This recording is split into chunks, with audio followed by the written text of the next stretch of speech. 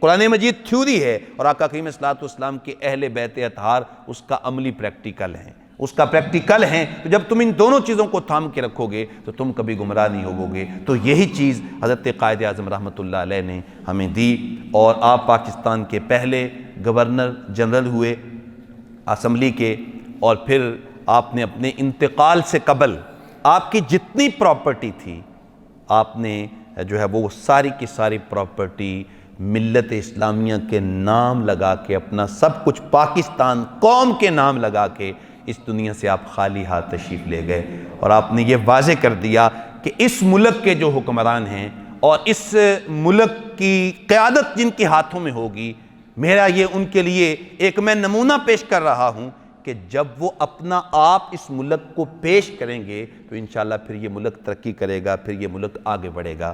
تو میں اور آپ اپنے قائد کے اس عمل کو دیکھیں کہ اتنا بڑا قائد اور اتنا عظیم رہنما میں سے گیا تو اس کی جتنی بھی وراثت تھی وہ ساری کی ساری ملک پاکستان کو دے کے گیا۔ لیکن ہم کیا کرتے ہیں اور ہماری کیا کیفیات ہیں اور ہم کس انداز کے ساتھ اس ملک کے لیے کام کر رہے ہیں وہ آپ مجھ سے زیادہ بہتر جانتے ہیں۔ تو ہمارے قائد کا جو یہ یوم پیدائش ہے، ان کی جو سالگرہ ہے، اس موقع پہ ہم ان کے جو ہمیں دیے گئے مقاصد ہیں ہم ان کو سمجھیں اور ان کو اثر نو ہم ان کے اوپر عمل کرنے کی کوشش کریں۔ اللہ تعالیٰ جل شانہ ان کی قبر پہ کروڑہا رحمتوں کا نزول فرمائے۔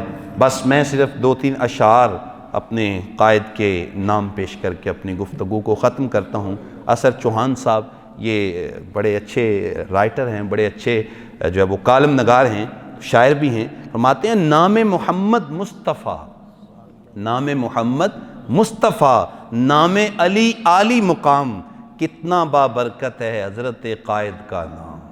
کیونکہ محمد اور علی دونوں ہیں، محمد علی جناح، یعنی آقا کریم صلی اللہ علیہ وسلم کے نام کی برکات بھی ہیں اور حضرت مولا علی کے نام کی برکات بھی لیے ہوئے ہیں۔ جب مقدر کھل گیا اسلامیان ہند کا، یا جب مقدر کھل گیا اسلامیان ہند کا، قائد ذی شان ابھرا صورت ماہ تمام، کتنا بابرکت ہے حضرت قائد کا نام۔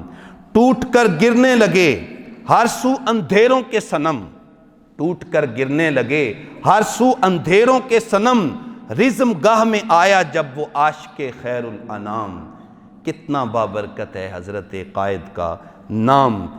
یہ تیرا احسان ہے کہ آج ہم آزاد ہیں، یہ تیرا احسان ہے کہ آج ہم آزاد ہیں۔ یہ کتنا بڑا احسان ہے، یہ کشمیریوں سے جا کے پوچھو۔ آج 872 دن ہو گئے ہیں کہ ظالم انڈیا نے ان کو جو ہے وہ محصور و محبوس کیا ہوا، اوپر کرفیو لگایا ہوا ہے اور ان کا زندگی کا نظام مفلوج ہو چکا ہے، ان کے اوپر ظلم و جبر ہو رہا ہے۔ یہ پوچھو جا کے ان سے آزادی کیا ہوتی ہے، پوچھو جا کے فلسطین سے کہ آزادی کیا ہوتی ہے۔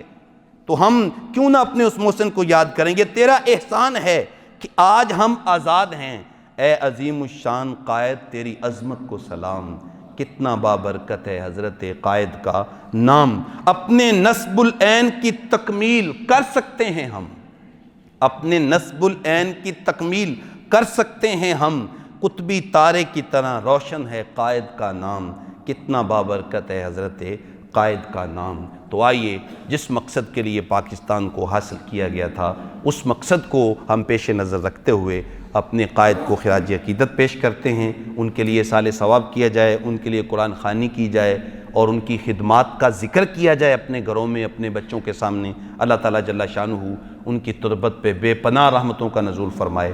آمین۔ وآخر دعوانا الحمدللہ رب العالمین۔